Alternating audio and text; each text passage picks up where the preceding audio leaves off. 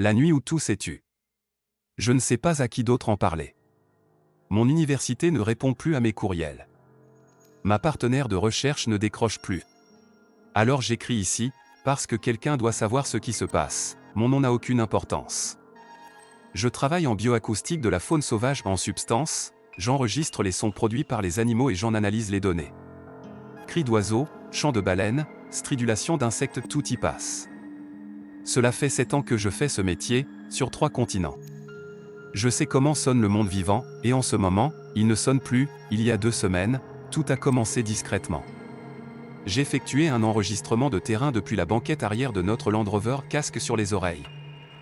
Spectrogramme ouvert sur l'ordinateur portable. D'ordinaire, l'écran est une forêt de pics irréguliers.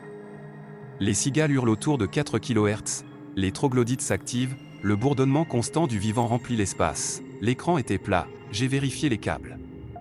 Changer de micro. Redémarrer tout le système. Maren, ma partenaire de recherche, a suggéré que l'humidité perturbait le matériel. Ou que les batteries faiblissaient. Elle cartographiait la trajectoire de la comète CE 2024 V1, celle qui s'étire depuis des semaines dans le ciel diurne. Les batteries vont bien, ai-je murmuré. Et j'ignore pourquoi j'ai murmuré. Tout semblait filtré. Comme si quelqu'un avait baissé le volume du monde de moitié. Et que j'étais le seul à m'en apercevoir. 8 jours plus tard, un courriel de l'Institut de recherche de l'aquarium de la baie de Monterey ne contenait que 3 mots, les baleines se sont tues, je l'ai relu 2 fois. Plus aucune brèche. Plus aucun clic. Plus aucun chant. 5000 milles du Pacifique réduits au silence. Comme si quelque chose s'était soudainement refermé, et ce n'était pas limité à elle. Chaque station de terrain de la planète a commencé à signaler la même chose en quelques jours. L'indice bioacoustique, en gros, la mesure de la production sonore des organismes vivants ne diminuait pas.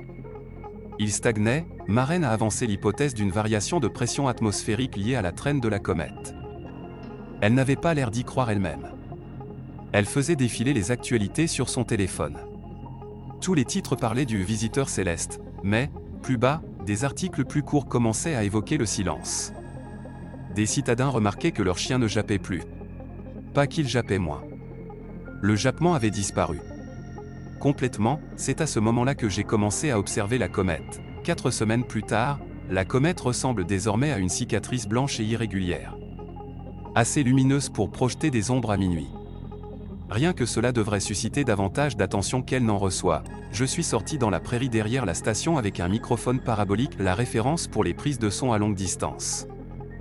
Je l'ai pointé vers une vieille souche en décomposition, habituellement grouillante de coléoptères produisant ce chaos microscopique de pattes frottant l'écorce et de chitine heurtant la chitine. Rien, et pourtant ils étaient là. Je les voyais à la loupe. Des milliers de coléoptères simplement. Immobiles. Pas morts.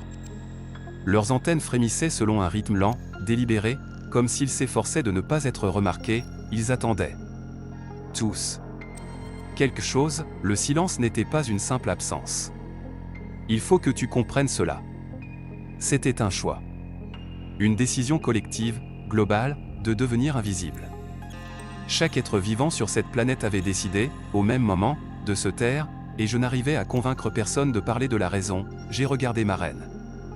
Elle se tenait près du rover, les clés à la main, fixant le ciel. Elle a ouvert la bouche pour dire quelque chose, sans doute une autre théorie. Une autre coïncidence, puis s'est arrêtée. Elle a dégluti. Le bruit de sa gorge a claqué dans le silence comme un coup de feu, elle avait l'air honteuse. D'avoir avalé sa salive. D'avoir produit le moindre son, c'est là que j'ai compris que ce n'était pas une défaillance du matériel. Il y a 2 jours, le soleil s'est couché, mais le ciel n'a pas noirci. Il a pris cette teinte bleuie, violette, électrique. Je suis sorti sur le perron de la station. Et j'ai compris, l'horreur, ce n'est pas la comète. L'horreur, c'est ce dont les animaux se cachent. Quelque chose d'assez vaste et d'assez sensible aux vibrations pour que la seule stratégie de survie restante soit de cesser totalement d'exister dans le monde acoustique. Les oiseaux l'ont compris. Les baleines l'ont compris. Les coléoptères l'ont compris. Même les fourmis l'ont compris. J'ai senti une vibration à travers mes bottes. Basse. Infrasonore. De celles qu'on ressent davantage dans les dents qu'on ne les entend. Ce n'était pas la comète entrant dans l'atmosphère, c'était la comète. Je ne peux pas expliquer pourquoi ce mot s'est imposé à moi, mais c'est le seul qui convienne. Les battements de mon propre cœur me semblaient obscènement bruyants. Comme une enseigne au néon clignotant dans la nuit. Je suis là. Je suis là. Je suis elle à accent grave, chaque autre créature de cette planète a eu l'instinct de se taire. Toutes. Des milliards d'années d'évolution leur ont hurlé de se cacher. Et cela a fonctionné, nous sommes les seuls à faire encore du bruit. À parler. À émettre. Trop bruyant et trop inattentif pour comprendre que quelque chose, là-haut, est enfin à l'écoute. Maintenant, ma reine est partie hier. Elle n'a pas dit où. Elle n'a pas dit au revoir. Elle est simplement montée dans le rover et s'en est allée. Je ne lui en veux pas, la comète est plus grande aujourd'hui. Le violet est plus profond. Je sens déjà la vibration dans le plancher de la station. Continue. Rythmé, j'écris ces lignes dans l'obscurité. Je ne sais pas si cela aidera. Je ne sais pas si quoi que ce soit peut encore aider. Mais chaque instinct dans mon corps me dit d'être silencieux, petit, immobile, je crois que je vais l'écouter, je crois que c'est la bonne réponse.